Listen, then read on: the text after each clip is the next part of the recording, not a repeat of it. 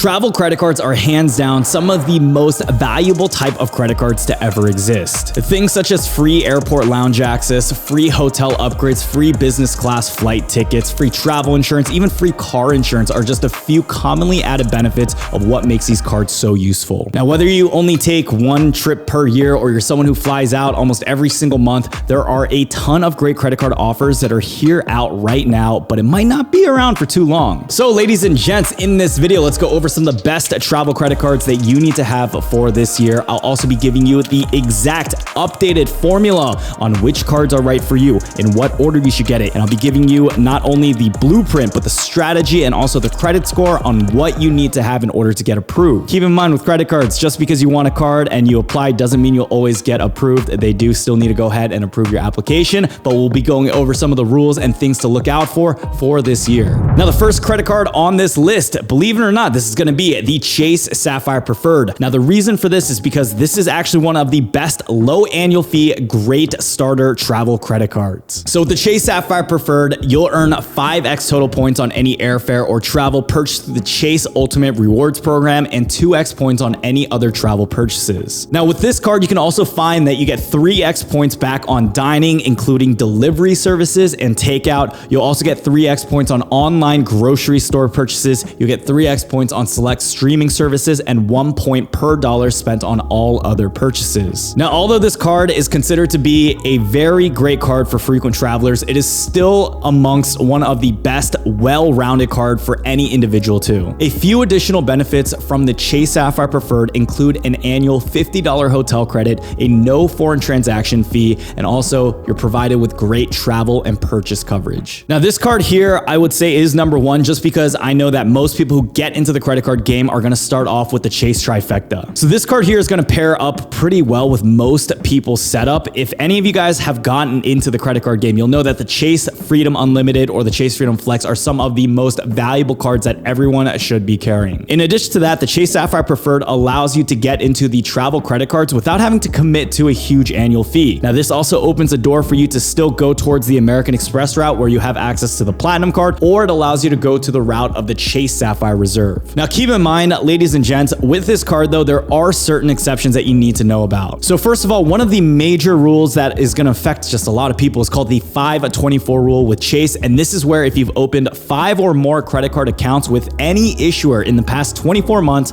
or 2 years, you'll run into an issue where you get automatically denied with Chase. Now, there are certain exceptions with this rule, like if you applied for some business credit cards, it actually does not count towards the 524 rule, meaning if you applied for 3 business cards and you applied for 3 personal cards, you wouldn't be 6 over 24. You would actually still be 3 over 24, meaning that you still have 2 more slots for personal credit cards. On top of that, there is also something called the Sapphire Card Rule. So if you already hold the Chase Sapphire Reserve or you already held the Chase Sapphire Preferred before, you cannot get approved for a welcome bonus on either one of those cards in the last 48 months. Also, on top of that, if you are a fan of both the Chase Sapphire Preferred and the Reserve, you're gonna have to pick one because you cannot hold both cards at the same time. A lot of people also assume if you start with the Chase Sapphire Preferred and you want the Chase Sapphire Reserve, the best thing to do is to product change or upgrade your card into that. If you do that, you're not gonna be eligible for that new cardholder bonus, which is actually something that you really want to be careful about, because when you sign up for a new card, when you get the welcome bonus, that is exactly when you find yourself getting a huge incentive. Now, the Chase Sapphire Preferred is going to give you a welcome bonus offer at the time of filming this video of 60,000 bonus points if you spend $4,000 within the first 3 months of account opening. So 60,000 points, 1-to-1, if you don't know, is about $600 cash back. When redeemed through the Chase Ultimate Travel Portal, you're actually going to be getting a 25% boost, so that $60,000 is going to be worth $750 in travel. To get approved for this card, I highly recommend you guys to have a score of at least 700, but data points have shown people with a score lower than that getting approved around the 680 range. If you guys are just getting started out or you find that this card is very viable for your situation, this is what I would recommend you to do. Get the Chase Sapphire Preferred, wait about 2 years before product changing to the no annual fee Chase Sapphire card, or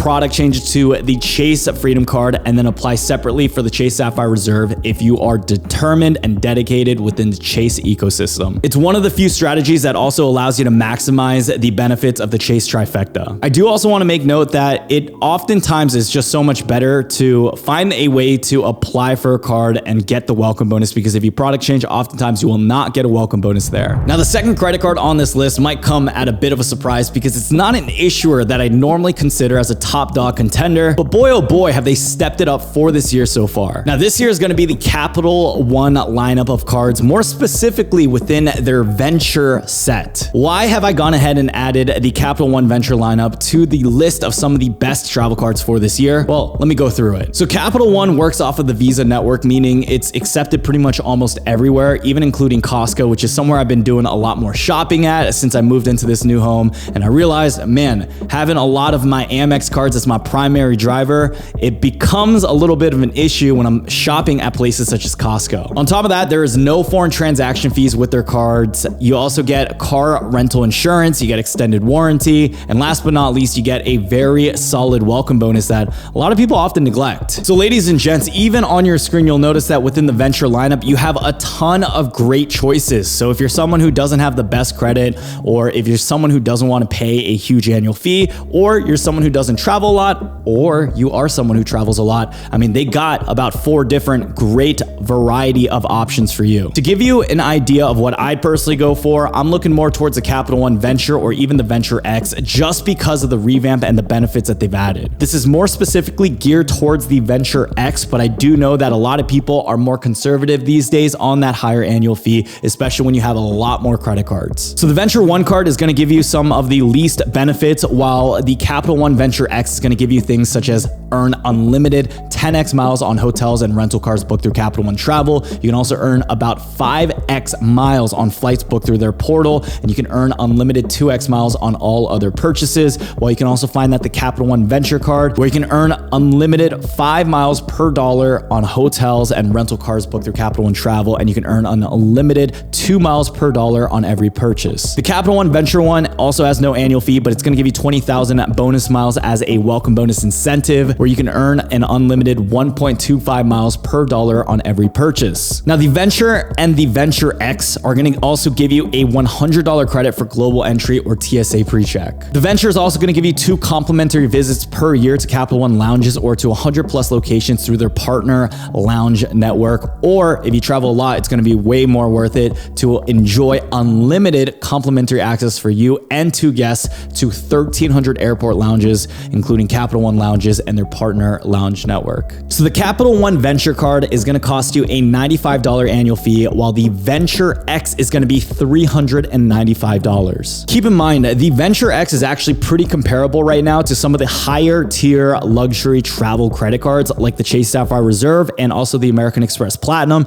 but it comes to you at a fraction of the annual fee cost. Through the first year benefits of even the Capital One Venture X card, I mean, 75,000 bonus miles, $300 Capital One travel credit, 10,000 miles anniversary bonus, and then also if you need TSA pre-check or global entry, and you get a $100 credit to that too. You can find yourself getting pretty decent ROI just in the first year of card ownership. Now, these cards are pretty solid, but I do need to mention that there are, like everything, some disadvantages as well. And you have to note that with this card, even though you're earning 2 miles per dollar, each mile is worth about 1 penny. But if you redeem your miles for cash back, you're pretty much cutting the value in half, where you're getting about 0.5 cents per mile. Now, between the Capital One Venture cards, it depends on which one you're going for. The higher the annual fee is, the higher credit score should be in order to get approved. So the key with either one of these 4 cards within the Capital One Venture lineup is that in order to get maximum redemption or find a lot of value holding these cards, you need to put in a little bit of work to see what transfer partners are giving you the most amount of ROI back. I also believe that the Capital One setup is also good for anyone who's late game into credit cards, someone who's a bit more seasoned. You've been in this space for the last 5 to 10 years and you've never touched Capital One. This is a viable open door card, meaning that if you've exhausted all your options with Amex, Chase, and all the other contenders, Capital One is definitely going to be an area where you can spend some more money, accrue those points, and then get even more value. So the third credit card on this list, this one here is a no annual fee option, but it serves not only as a great all-around and what I claimed also to be one of the best credit cards of 2023, but it's also what I consider consider to be one of the best travel credit cards with no annual fees. And this is because you get 2x on travel, 3x on dining. It has amazing transfer partners, like amazing, super amazing. When I say amazing or certain words more than once, just know that it is really good. This here is going to be the Built MasterCard. Now, normally this is a card that is super well known where if you pay rent, you can actually use this card without having to pay a transaction fee. On top of the benefit of paying rent without a fee, you also get car rental insurance, cell phone protection insurance, and like I mentioned earlier, you get multiple transfer partners, including American Airlines and Hyatt. Personally, for me, those are two huge partners that I maximize a lot. So in order to get approved for this card, I'd highly recommend you guys to have at least a 680 credit score. And it's also worth noting, if you're someone who does the occasional travel or you're not married to the idea that, you want to be traveling every single year, every single month, this card here is still that go-to card where you can find a bit more value in that travel category. You can get your cash back and transfer it to a lot of the partners when you do decide, okay, I want to pick up traveling a bit more, and find it's a lot easier than you think it would be. No annual fee, no commitment. I mean, this is a card that is solid. And if you're also someone who pays apartment rent, this is a no-brainer here. If you guys want to check out something like the Built MasterCard, definitely check out the video that I made on it a few weeks back. So the fourth credit card here on this list, this is actually one of my favorite go-to travel credit cards. This is the big heavy hitter, and this is the American Express Platinum card. So the Amex Platinum is going to give you 5x back on flights booked directly with airlines or through the American Express travel portal, 5x back on hotels prepaid on that same travel portal, and then 1x back on everything else. That fee that you pay every single year is going to be $695, but I will mention it is actually fairly easy to recoup a lot of that value, especially within that first year of card ownership. Actually, I got two of my cards. I got a personal and a business card. So before the pandemic, the general welcome bonus offer for this card was sitting at around 60,000 points. Now, if you were personally targeted for an increased offer, you could see anywhere from 75,000 to even 100,000 points. Now, ladies and gents, there are some pretty solid welcome bonus offers that exist right now, where before you would have to spend all this cash within a 3-month period, but even now they allow you to spend it within a 6-month time period, and you're getting almost even double what the current welcome bonus was just a few years back. Now, the insane part about this card is that you're getting about $1,250 worth of cash if you're able to find the highest welcome bonus of at least 125,000 MR points, but they're also going to be giving you even more benefits than that. So if you utilize all of the current credits on the personal platinum card, I've calculated it to be over $1,500, which is double the price of the current annual fee, not even including that welcome bonus offer. With doing just a bit more math and adding up those credits, you'll find that in the first year, you're getting a cash value of $2,750 just by holding one of these cards. Not only that, but there are things that are a bit more harder to quantify with American Express, such as having access to the American Express travel booking portal or even the Fine Hotel and Resorts website. Some of the neat little perks with this is that you get a room upgrade upon arrival, you get free daily breakfast for 2 people, you get 4 p.m. checkout, which is so nice. And on top of that, you can get additional spa or food credits completely for free. Not only that, but American Express is known to have the best customer support service. I can attest to that. I've lost items, I've had things get stolen, I've had just false purchases placed on my account, and American Express takes care of it very well. Expanding outside of that, I've also gotten special event invitations that you guys would all get if you are a card member for this product, and you also get things such as automatic Marriott Bonvoy Gold Elite status, Hilton Honors Gold status, where this can also open up a whole other world called status match hacking, where you can also find yourself going to like casinos or resorts and getting something like this. This is a Caesars Diamond Rewards card, and I can tell you I don't gamble, and I've never stayed, I don't remember staying at a Caesars Reward. Just know that I haven't stayed enough for me to even remember the last time I stayed at one, but I got one of these cards, and that's actually by fully utilizing the benefit of this card right here. So there's a lot you can do with credit cards. Now, the American Express Platinum card is clearly not meant for anyone who is a beginner. So if you're trying to just get into the credit card game, you don't travel, this is not a card meant for you. But if you're someone who does travel, you do appreciate lounge access, you appreciate having a little bit of of prestige in that wallet, then this is a card that I highly recommend you to pick up. Now, to get approved for this card, I highly recommend you to have a credit score of at least 720, and I think anything less than that is going to be a little bit hard to actually get approved. The biggest downside to this card is definitely the high annual fee, and you also have to realize that in order to get all that value, you need to be someone who spends at certain places or go out your way to set reminders in order to make sure that you do get your ROI back. The annual fee is pretty crazy because before it was at $550, and then last July 1st, they did decide to bump it up. It is worth mentioning though that the American Express Platinum card is hands down one of the most valuable cards in my wallet. It is something that has brought me outsized value, even in comparison to that annual fee. And especially if you're someone who travels, I would say even just a few times per year, if you know how to maximize the benefits on this, you can really make sense of what it offers. So last but not least, number 5 actually fits in with almost the next 3 cards, and this is going to be within the co-branded card lineup. So a co-branded credit card is a credit card that works alongside another company in order to build a bit more card loyalty. Examples of this is like the World of Hyatt card. They actually collaborated here with Chase in order to come out with this card where if you have it, you get a bit more benefits by staying at their property. Now, for anyone who is new to the points and miles travel game, I highly recommend that instead of staying at like a new property every single time,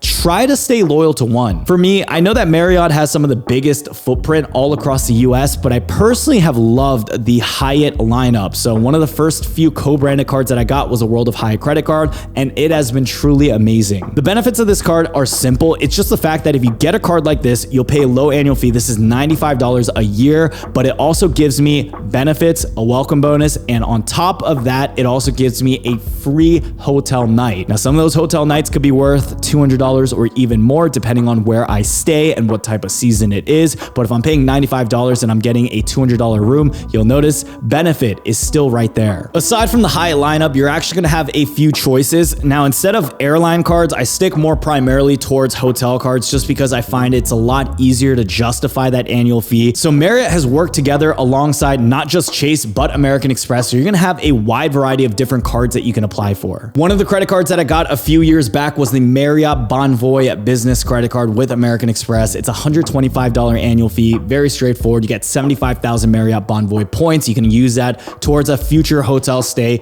or if you wanted to, you can go towards the Chase lineup of what their cards offer, and they have the Bonvoy Bountiful, they have the Bonvoy Bold, and they also have the Bonvoy Boundless. Depending on which card you want to get, one of them is going to have a higher annual fee of $250, which is the Bonvoy Bountiful card, or you're going to be seeing that the Marriott Bonvoy Boundless card is going to give you a $95 annual fee. Now, depending on what travel habits you have as an individual, that's going to determine which credit card you should pick up, depending on even also the loyalty of the hotel brand that you decide to go with. Even though you should aim to build loyalty, it doesn't hurt you at all in order to have more than one of these credit cards, because if I'm just holding a World of Hyatt credit card, I can always book a hotel room too. And if a friend wants to stay somewhere and use up that free credit, that right there gives value to someone that I care about as well. On top of that, we also have the Hilton lineup of cards where we have the Hilton Honors American Express card, we have the Hilton Honors Surpass card, and we have the infamous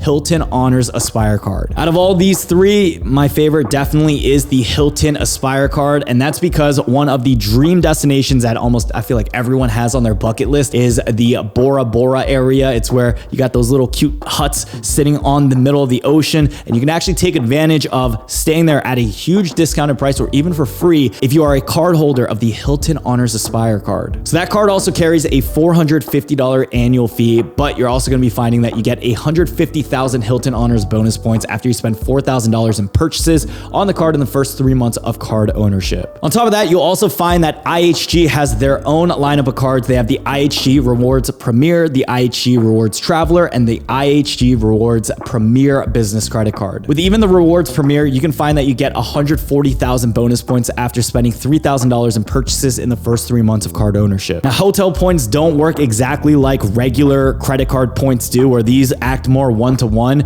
You'll notice that if you have like 2 million Marriott Bonvoy points, those 2 million points are not going to be worth something like $20,000, something crazy in cash. It would actually be worth much less than that just because they inflate the value of their hotel points, making it seem like they're worth a lot more. So 140,000 IHG points. I would be impressed if you're able to get even more than 3 nights of free stay. But just keep in mind, if you are able to find good discounts or partnerships or promotions at a specific time, you could essentially find yourself extending the value of those 140,000 points, which would initially be much less. So ladies and gents, those are going to be some of the best travel credit cards that you need to have within your wallet. So ladies and gents, if you did find any type of value within this video, be sure to drop a like down below, share it with a friend. And if you guys want to support this channel, check out the links down below in the description. And on top of that, we have a free Facebook community of over 30,000 members, probably one of the biggest Facebook groups in existence within the credit card space. If you guys want to have free access to that, I'll drop you an invite, link down below in the description for that as well. That is all. Have an amazing day, and I'll see y'all soon. Peace.